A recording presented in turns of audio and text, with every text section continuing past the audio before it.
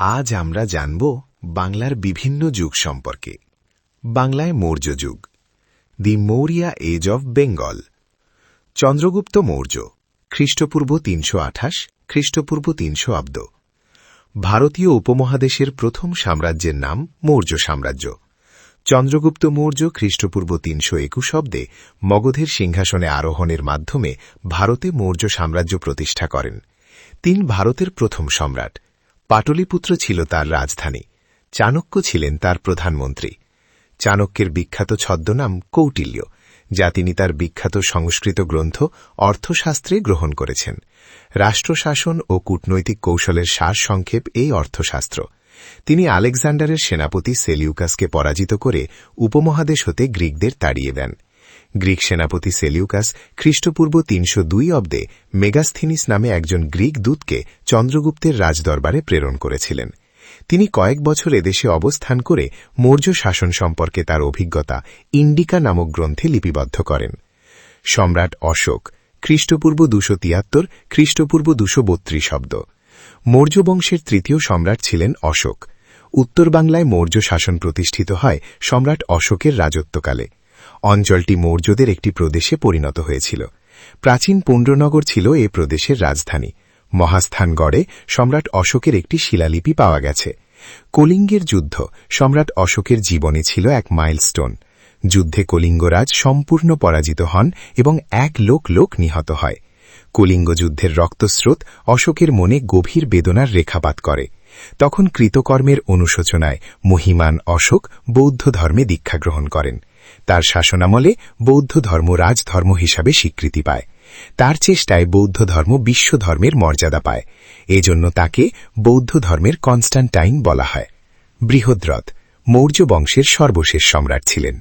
বাংলায় গুপ্তযুগ, দি Gupta age of Bengal.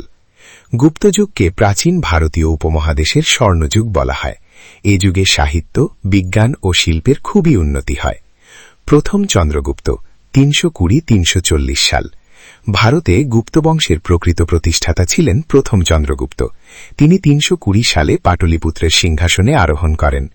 Samudragupta ৩৪০-৩৮০ সাল।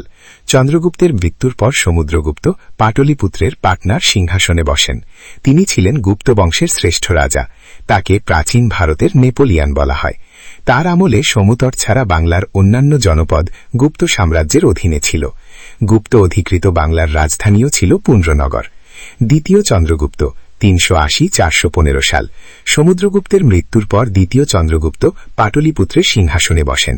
তিনি মালবের উজ্জয়িনীতে সাম্রাজ্যের দ্বিতীয় রাজধানী স্থাপন করেন। বিক্রমাদিত্যে ছিলেন তার উপাধি। অনেক প্রতিভাবান ও গুণী ব্যক্তি তার দরবারে সমাবেত হয়েছিলেন। এদের মধ্যে প্রধান ৯ জনকে নবরত্ন বলা হয়। তার সভায় তালিদাস, বিশাখ দত্ত, নাগার্জুন, আর্যদেব, সিদ্ধসেন, দিবাকর প্রমুখ কবি সাহিত্যিকের সমাবেশ ঘটে। আর্যভট্ট ও বরাহমিহির ছিলেন বিখ্যাত বিজ্ঞানী। আর্যভট্ট অন্য সবার আগে পৃথিবীর আহ্নিক ও বার্ষিক গতি নির্ণয় করেন। আর্যভট্টের গ্রন্থের নাম আর্য সিদ্ধান্ত। বরাহমিহির ছিলেন একজন জ্যোতির্বিদ। তার বিখ্যাত গ্রন্থের নাম বৃহৎ সংহিতা। দ্বিতীয় চন্দ্রগুপ্তের রাজত্বকালে ফাহিয়েন নামক একজন চীনা পর্যটক ভারতে আসেন। তিনি ১০ বছর ভারতবর্ষে অবস্থান করেছিলেন। ফাহিয়েন তার ভারতে অবস্থানকালে তার অভিজ্ঞতা সম্পর্কে ৭টি গ্রন্থ রচনা করেন। এর মধ্যে ফো কুও কিং বিশেষ উল্লেখযোগ্য। ষষ্ঠ শতকের প্রথমার্ধে ভারতে বিশাল গুপ্ত সাম্রাজ্যের পতন ঘটে। মধ্য এশিয়ার দুর্ধর্ষ যাযাবর জাতি হুনদের আক্রমণে টুকরো টুকরো হয়ে যায় গুপ্ত সাম্রাজ্য। গুপ্ত পরবর্তী যুগ, পোস্ট গুপ্তা পিরিয়ড। হর্ষবর্ধন ৬০৬-৬৪৭। হর্ষবর্ধন পুষ্যভূতি বংশের শ্রেষ্ঠ রাজা। তার সময়ের বিখ্যাত সাহিত্যিক ছিলেন বাণভট্ট। বাণভট্টের বিখ্যাত গ্রন্থ হর্ষচরিত। হিউয়েন সাংয়ের বিবরণ। হিউয়েন সাং ছিলেন চীন দেশীয় বৌদ্ধ পণ্ডিত। হর্ষবর্ধনের দরবারে তিনি ৮ বছর কাটান। তিনি তার ভ্রমণ সম্পর্কে লিখেন। কৌনদ ছিল এদেশের রাজধানী। এটি ছিল অত্যন্ত সুন্দর। তিনি নালন্দা বিশ্ববিদ্যালয়কে ভারতের সবচেয়ে বড় বিশ্ববিদ্যালয় বলে উল্লেখ করেন। নালন্দা বিশ্ববিদ্যালয়কে বিশ্বের প্রাচীনতম বিশ্ববিদ্যালয় মনে করা হয়। গুপ্ত পরবর্তী Bangla, Bengal in post Gupta period. Gupta বংশের পতনের পর বাংলায় ২টি স্বাধীন রাজ্যের উদ্ভব হয়। এর একটি ছিল প্রাচীন বঙ্গরাজ্য। রাজ্যটির অবস্থান ছিল দক্ষিণ পূর্ব বাংলা এবং পশ্চিম বাংলার দক্ষিণাঞ্চল। দ্বিতীয় স্বাধীন রাজ্যের নাম গৌড়। এর অবস্থান ছিল বাংলার পশ্চিম এবং উত্তরাঞ্চল জুড়ে। স্বাধীন বঙ্গরাজ্য, ইন্ডিপেন্ডেন্ট কিংডম অফ বেঙ্গল। প্রাচীনকালে রাজারা তামার পাতে খোদাই করে বিভিন্ন ঘোষণা বা নির্দেশ দিতেন। এগুলোকে তাম্র শাসন বলা হতো। স্বাধীন বঙ্গরাজ্য আমলের এরকম 7টি তাম্রলিপি পাওয়া গেছে। স্বাধীন গৌড়রাজ্য, ইন্ডিপেন্ডেন্ট কিংডম অফ গাউর। গুপ্ত রাজাদের অধীনে বড় কোনো অঞ্চলের শাসনকর্তাকে বলা হতো মহাসামন্ত। শাসঙ্ক ছিলেন গুপ্ত রাজা মহাসেন গুপ্তের একজন মহাসামন্ত। শাসঙ্ক গৌড়ের রাজা হয়েছিলেন 606 সালের কিছু আগে। তিনি প্রাচীন বাংলার জনপদগুলোকে গৌড় নামে একত্রিত করেন। শাসঙ্কের উপাধি ছিল রাজাধিরাজ। তিনি ছিলেন বাংলার প্রথম স্বাধীন ও সার্বভৌম রাজা। শাসঙ্ক রাজধানী স্থাপন করেন কর্ণসুবর্ণে। এটি ছিল বর্তমান মুর্শিদাবাদ জেলায়। পাল বংশের রাজনৈতিক ইতিহাস, দি পলিটিক্যাল হিস্ট্রি অফ পালা ডাইনেস্টি। মাৎসন্যায়। শাসঙ্কের পর দীর্ঘদিন বাংলায় কোনো যোগ্য শাসক ছিল না, ফলে রাজ্যে বিশৃঙ্খলা ও অরাজকতা দেখা দেয়। কেন্দ্রীয় শাসন শক্তিভাবে ধরার মতো কেউ ছিল না। সামন্ত রাজারা প্রত্যেকেই বাংলার রাজা হওয়ার কল্পনায় অস্ত্র নিয়ে ঝাঁপিয়ে পড়তে থাকেন। এই অরাজকতাপূর্ণ সময়ে 7ম থেকে 8ম শতককে পাল তাম্র শাসনে আখ্যায়িত করা হয়েছে মাৎসন্যায় বলে। পুকুরে বড় মাছগুলো শক্তির দাপটে ছোট মাছ ধরে ধরে খেয়ে ফেলার বিশৃঙ্খল পরিস্থিতিকে বলে মাৎসন্যায়। বাংলার সবল অধিপতিরা এমনি করে ছোট ছোট অঞ্চলগুলোকে গ্রাস করেছিল। গোপাল, 756-881 সাল।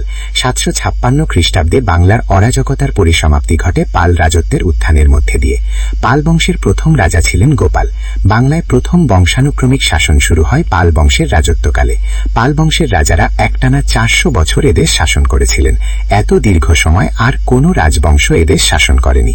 পাল বংশের রাজারা ছিলেন বৌদ্ধ ধর্মাবলম্বী। ধর্মপাল, 881-821 সাল। পাল রাজাদের মধ্যে সর্বশ্রেষ্ঠ ছিলেন গোপালের পুত্র ধর্মপাল। তার যুগে 3টি রাজবংশ প্রতিযোগিতায় নেমেছিল উত্তর ভারতে আধিপত্য বিস্তার করতে। একটি বাংলার পাল বংশ, অন্যটি রাজপুতানার গুর্জর প্রতিহার বংশ এবং তৃতীয়টি দাক্ষিণাত্যের রাষ্ট্রকূট বংশ। ইতিহাসে এই যুদ্ধ পরিচিত হয়েছে ত্রিশক্তির সংঘর্ষ নামে। প্রথম মহিপাল, 995-143 খ্রিস্টাব্দ। বাংলার প্রাচীনতম চিত্রকলার নিদর্শন পাল আমলে রাজা মহিপাল দেবের সময় তালপাতার অঙ্কিত নালন্দা মহাবিহারের বৌদ্ধ অনুচিত। দ্বিতীয় মহিপাল, 907-180 খ্রিস্টাব্দ। বরেন্দ্র বিদ্রোহ পাল রাজা দ্বিতীয় মহিপালের রাজত্বকালে সংঘটিত হয়। এই বিদ্রোহের ফলে দ্বিতীয় মহিপালের মৃত্যু ঘটে এবং কৈবর্ত প্রধান দিব্যের হাতে বরেন্দ্রের উত্তর বাংলা চলে আসে। রামপাল, 108-124 সাল। পাল বংশের শেষ রাজা ছিলেন রামপাল। সন্ধ্যাকর নন্দীর রামচরিত গ্রন্থ থেকে রামপালের রাজত্ব সম্পর্কে জানা যায়। বরেন্দ্র এলাকায় পানি কষ্ট দূর করার জন্য তিনি অনেক দিঘি খনন করেন। দিনাজপুর শহরের নিকট যে রামসাগর রয়েছে তা রামপালের কীর্তি। জেনে রাখা ভালো, পাল রাজা দ্বিতীয় মহিপালের রাজত্বকালে আনুমানিক 175-180 খ্রিস্টাব্দ সংঘটিত হয় বরেন্দ্র বিদ্রোহ। এই বিদ্রোহের ফলে দ্বিতীয় মহিপালের মৃত্যু এবং কৈবর্ত প্রধান দিব্যের হাতে বরেন্দ্রের উত্তর বাংলার অধিকার চলে যায়। ফলে এই বিদ্রোহ কৈবর্ত বিদ্রোহ নামেও পরিচিত। আর কৈবর্ত বিদ্রোহের নেতা ছিলেন দিব্য। সেন রাজাদের ইতিহাস, দি হিস্ট্রি অফ দি সেনা কিংস। হেমন্ত সেন। বাংলার ব্যাপক অংশ জুড়ে একাদশ শতকের মাঝপর্বে প্রতিষ্ঠিত হয় শক্তিশালী সেন বংশের শাসন। বাংলায় সেন বংশের প্রতিষ্ঠাতা ছিলেন সামন্ত সেন। তিনি কর্ণার থেকে বৃদ্ধ বয়সে বাংলায় আসেন। তিনি প্রথমে বসতি স্থাপন করেন রাঢ় অঞ্চলে গঙ্গা নদীর তীরে। তিনি রাজ্য প্রতিষ্ঠা না করায় সেন বংশের প্রথম রাজার মর্যাদা দেওয়া হয় সামন্ত সেনের পুত্র হেমন্ত সেনকে। বিজয় সেন, 198-160। সেন বংশের সর্বশ্রেষ্ঠ রাজা ছিলেন বিজয় সেন। বল্লাল সেন, 160-178। বল্লাল সেন বাংলায় সামাজিক সংস্কার বিশেষ করে কৌলিন্য প্রথার প্রবর্তনকারী হিসাবে পরিচিত। লক্ষণ সেন, 178-106। 1204 সালে মুসলিম সেনাপতি ইখতিয়ার উদ্দিন মোহাম্মদ বখতিয়ার খুলজি লক্ষণ সেনকে পরাজিত করে নদিয়া দখল করেন। লক্ষণ সেনের পরাজয়ের মধ্যে দিয়ে বাংলায় সেন শাসনের অবসান হয়। সেন বংশের রাজারা ছিলেন হিন্দু ধর্মাবলম্বী।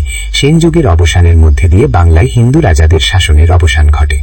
আরও কিছু জানতে বেশি বেশি করে লাইক, শেয়ার অ্যান্ড সাবস্ক্রাইব করুন।